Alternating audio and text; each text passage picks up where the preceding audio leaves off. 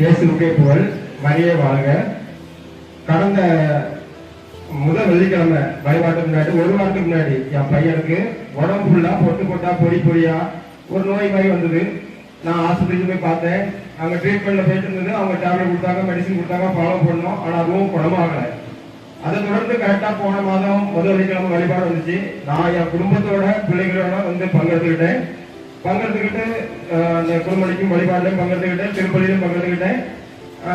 நல்லபடியா வேண்டிக்கிட்டோம், குடும்பத்தோட வேண்டிக்கிட்டு லாஸ்டா திருப்பலி முடிஞ்சுது.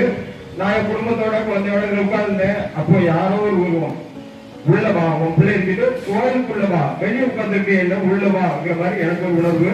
உடனே என் பிள்ளை இருக்கிட்டு உள்ள போனேன். விளக்கு பக்கத்துல உட்கார்ந்து முட்டி போட்டு ஜெபம் பண்ணேன். ஐயா கிட்ட வேண்டிக்கிட்டு அந்த விளக்குல இருந்து எண்ணெய் எடுத்து என் பிள்ளைக்கு மேலாம் போட்டு விட்டேன். ஐயா, இதுக்கப்புறம் நான் என் பிள்ளைக்கு ஆஸ்பத்திரி போக கூடாது, எதுவா இருந்தாலும் எந்த தொழிலாக இருந்தாலும் இந்த எண்ணெயிலே குணமாகணும் அப்படின்னு நம்பிக்கையோட செஞ்சுட்டு போனேன். அதே மாதிரி நான் எதிர்பார்க்கவே இல்லை, அப்படி ஒரு அதிசயம்.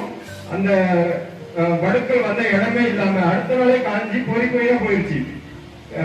புனித தேவசகாருக்கு கொடான கோடி நன்றி. இயேசுவுக்கே புகழ், மரியே வாழ்க. தேவசகாயரே போற்றுகிறோம். தேவசகாயரே உமக்கு நன்றி.